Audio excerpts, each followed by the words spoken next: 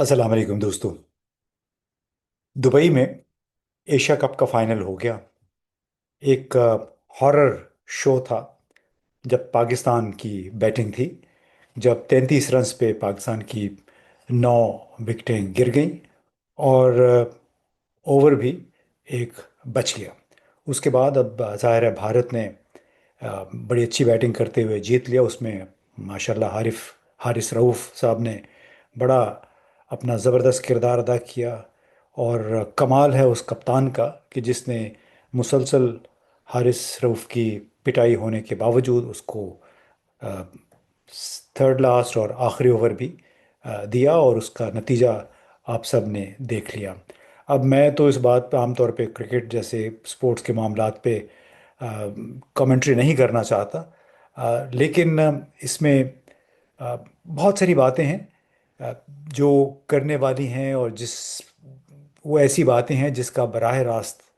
मैं समझता हूँ कि असर हमारी क्रिकेट टीम के अरकान पे भी होता होगा। और उसमें एक बहुत बड़ा सवाल बार बार जो उठ के सामने आता है कि क्या मौजूदा हालात में किसी भी क्रिकेट टीम से या पाकिस्तान की हॉकी टीम से तवक्कुआत रखना मुनासिब है, एक ऐसे हालात में जहां मुल्क इंतशार सियासी इंतशार का शिकार हो। मैं तो समझता हूँ कि क्रिकेट टीम के भी अगर अरकान से पूछ लिया जाए, जो 15-16 उसके अरकान होते हैं, कि वो क्या सोचते हैं पाकिस्तान के हवाले से, उनमें एतमाद की कमी क्यों है, क्यों यकजहती नज़र नहीं आती है, क्या ये मेरिट की कमी की बात है जिसकी वजह से क्रिटिकल हालात में, यानी जब पाकिस्तान की बैटिंग हो रही थी तो 113 पे एक आउट था, और बाद में फिर 143-44 पे सब आउट हो गए, तो इसकी आखिर वजह क्या थी? वो ऐसे लग रहा था कि कॉलेज के स्टूडेंट्स, कॉलेज के प्लेयर्स हैं, कॉलेज लेवल के, जिनकी समझ नहीं आ रही, उल्टी सीधी आके वो हिटिंग कर रहे थे। सलमान आगा ने भी वही काम किया जो कि कप्तान हैं। तो मैं सोचता रहा कि इसकी बुनियादी वजह क्या है। क्या डॉक्टर शमा जुनेजो के इर्द गिर्द के जो हालात हैं, जो अक़वाम मुत्तहिदा की जनरल असम्बली में उनकी असम्बली में मौजूदगी और ख्वाजा आसिफ साहब के पीछे बैठी हुई थी, उसके बाद से जो तनाज़ा चला है, और जिस तरह दफ्तर ख़ारजा ने ख़ुद को उससे दूर किया, और ख्वाजा आसिफ यानी वज़ीर दिफा और जो बाकी वज़ीरों की टीम है, उनके माबैन इस हवाले से कोई इत्तेफाक भी नहीं हो सका है। यानी उससे क्या ज़ाहिर होता है कि इस मुल्क की गवर्नेंस किन लोगों के हाथ में है, या गवर्नेंस किस अंदाज में चलाई जाती है। मनसूबा बंदी का फुकदान है बुनियादी तौर पे, और जो अकदामात होते हैं उनके जो कॉन्सिक्वेंसेस, ये नताइज की परवाह किए बगैर ऐसे ऐसे काम पाकिस्तान में होते हैं जिसका लामहला नुकसान पाकिस्तान को, पाकिस्तान के इमेज को होता है। तो उसमें ये भी इंसान सोचता है कि जो शमा जुनेजो के अलावा वज़ीर आज़म शहबाज शरीफ ने जो तकरीर की, जिसके बारे में शमा जुनेजो ने ये कहा कि जी वो तो मैंने और कुछ और एडवाइज़र्स की टीम ने मिल के उस पे काम किया। और मैं ये सोचता रहा कि ये कितने एडवाइज़र्स थे जो साथ गए थे, और उनकी इस तकरीर के बावजूद, उनकी शमूलियत के बावजूद इस तकरीर में जिस तरह वज़ीर आज़म शहबाज शरीफ ने डोनाल्ड ट्रंप की मदद सराही की, फिर साथ ही साथ उन्होंने जो मासूम इर्तज़ा शाह है, जिसके जनाजे को इन्होंने कंधा दिया, उसको 15 सेकंड के अंदर अंदर वज़ीर आज़म ने पहले कहा कि 7 साल इर्तज़ा शाह, और साथ ही कहा कि वो 6 साल का था, 6 साल की उम्र में वो दहशत गर्दी की नज़र हो गया। फिर एक और जो ज़बरदस्त बात कि अगर हमने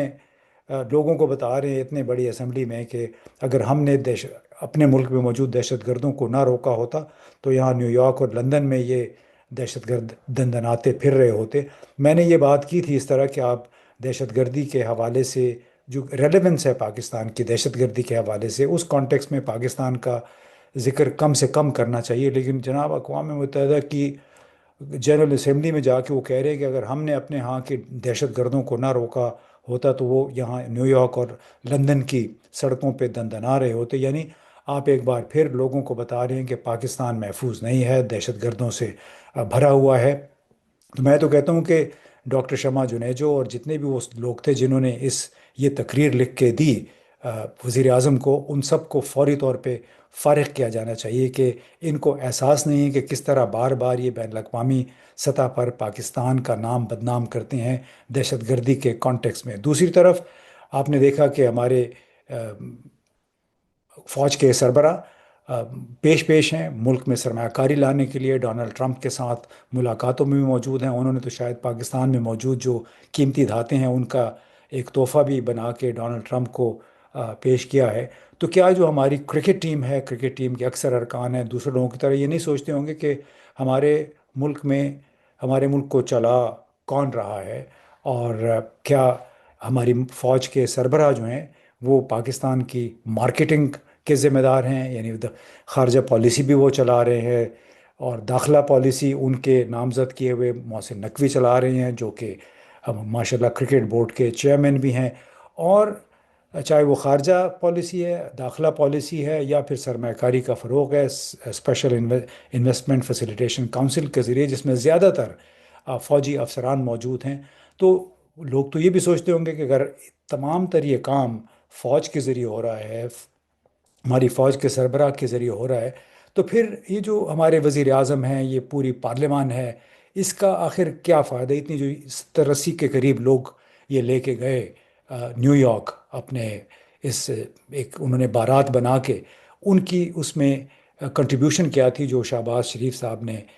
تقریر کی، ہمارے وزیر اعظم نے، اور اس میں ڈونلڈ ٹرمپ کی مدح سرائی تو کی اس میں خود پاکستان کا نام بھی انہوں نے بدنام کر دیا، یہ کہہ کے جو میں دوبارہ مجبور ہوں یہ کہنے پہ کہ اگر ہم نے اپنے ملک میں موجود دہشت گردوں کو نہ روکا ہوتا تو وہ نیو یارک اور لندن میں سڑکوں پہ گھوم رہے ہوتے۔ معلوم نہیں کہ آپ اس کا مقصد کیا ہے، کہ آپ اس سے فوج کو بدنام کرنا چاہتے ہیں؟ فوج چونکہ ویسے ہی فرنٹ فٹ پہ کھیل رہی ہے، چاہے وہ منرلز ہیں یعنی دھاتیں ہیں، چاہے ٹورزم ہے، چاہے سرمایہ کاری کے منصوبے ہیں اس، اور اب تو چونکہ وائٹ ہاؤس میں بھی خود ہماری فوج کے سربراہ نے یہ فریضہ سر انجام دے دیا ہے۔ تو آ، میں یہ سوچ رہا تھا کہ جب اس قسم کی ایک معمول سے ہٹ کے باتیں ہو رہی ہوں کہ نہیں، ہماری پارلیمان بھی ہے، حکومت بھی ہے، وزیر اعظم بھی ہے، لیکن اصل کام جو ہے ہماری فوج کے سربراہ کر رہے ہیں، خارجہ امور، داخلہ امور۔ اور پھر یہ لڑکے یہ بھی سوچتے ہوں گے کہ یہ کیسا ملک ہے 25 کروڑ کا، جس کا وزیر داخلہ ہی کرکٹ بورڈ کا چیئرمین ہے، یعنی ایک قابل شخص ایسا نہیں مل سکا ہے پاکستان کو جو کہ کرکٹ بورڈ کے معاملات کو دیکھ سکے۔ اور اس میں ظاہر ہے لوگ اس کو دیکھ کے پریشان بھی ہوتے ہیں، اور جو ذہنوں میں ایک تھاٹ پروسیس ہے، کیونکہ مجھے تو، میں کینیڈا میں اس وقت موجود ہوں، مجھے نہ کینیڈا میں نہ یورپ میں، اس سے پہلے لندن میں ایک کانفرنس کے لیے گیا تھا، کوئی ایک شخص نہیں ملا جو کہ پاکستان کے حوالے سے ذہنی ہیجان کا اور بے بسی کا شکار نہ ہو۔ وہ یہی پوچھتے ہیں کہ پاکستان میں اگر فوج نے ہی تمام کام چلانا ہے تو پھر یہ پارلیمان، یہ عدلیہ، اس کا کیا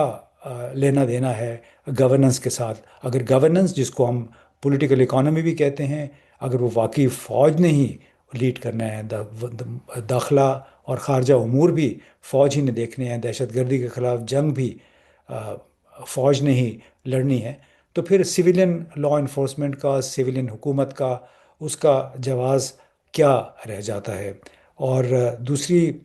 بڑی بات یہ ہے کہ جب تک میں سمجھتا ہوں اس نوعیت کے آ، یہ ہمارے یہ ڈسٹنکشن جو ہے یہ واضح نہیں ہوگی کہ پاکستان میں اصل حکمران کون ہے، تو پھر ہمیں میرا خیال ہے بہت زیادہ توقعات بھی اپنی ٹیم سے نہیں لگانی چاہیے، کیونکہ وہ بھی اسی ذہنی کیفیت سے گزر رہے ہیں جس ذہنی کیفیت کے ہم اور آپ شکار ہیں، کہ کیا جو ہماری ٹیم کے اکثر ارکان ہیں وہ واقعتاً اپنی ٹاپ لیڈرشپ، جن میں بورڈ کے چیئرمین شامل ہیں، اس سے مطمئن ہیں؟ کیا وہ اپنے ملک کے سیاسی حالات سے مطمئن ہیں؟ کیا اگر واقعی فوج لیڈ کر رہی ہے تو گزشتہ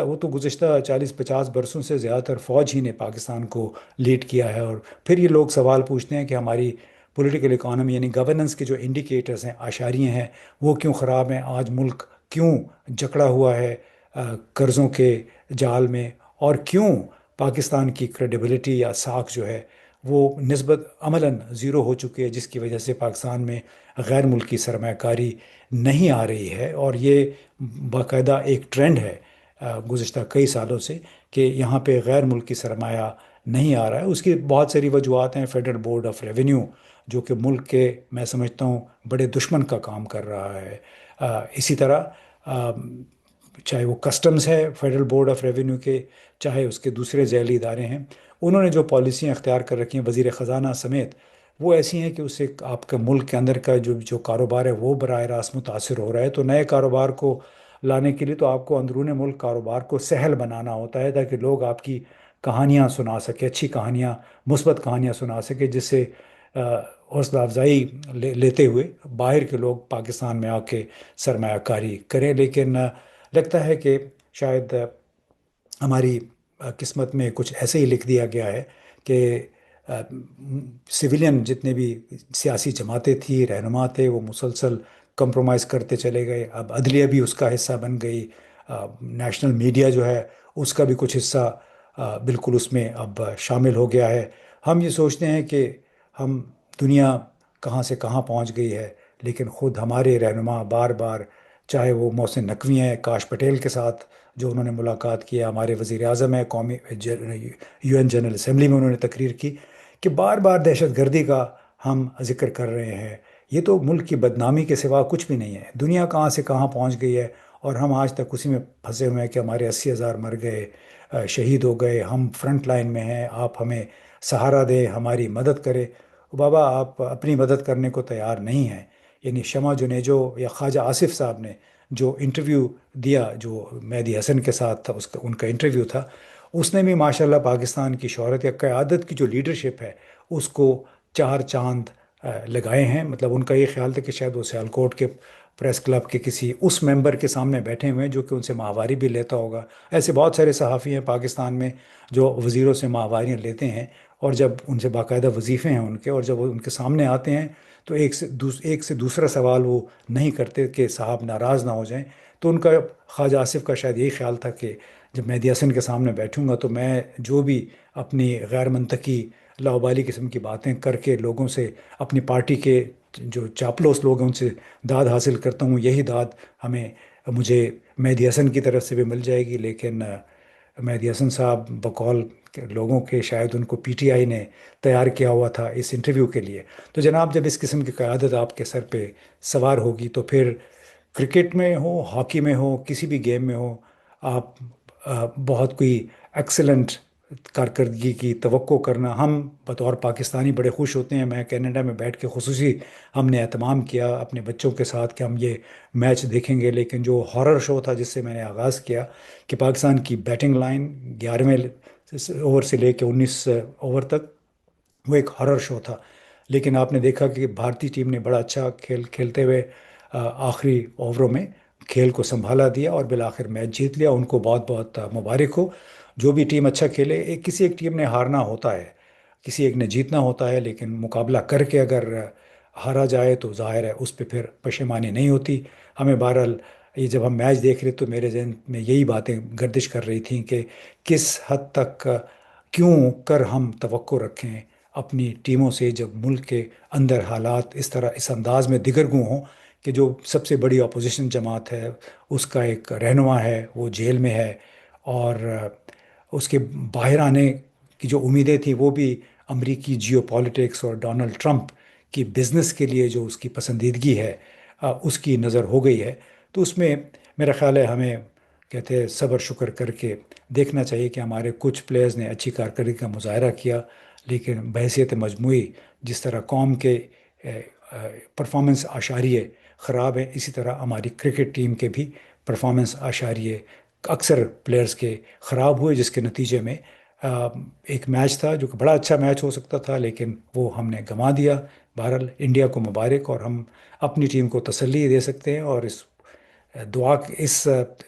پلی کے ساتھ کہ ہمیں کوئی بہت زیادہ موجودہ حالات میں بڑی کامیابیوں کی توقع نہیں رکھنی چاہیے۔ ارشد ندیم کے ساتھ جو کچھ ٹوکیو میں ہوا، اس سے بھی آپ اندازہ لگا سکتے ہیں کہ اس کو ہم نے کہاں آسمان پہ چڑھا دیا تھا، اور بعد میں اس نے کہا کہ لوگوں نے مجھ سے جتنے بھی وعدے کیے، اس میں سے بہت سارے وعدے مالی امداد کے چیکس ملنے تھے،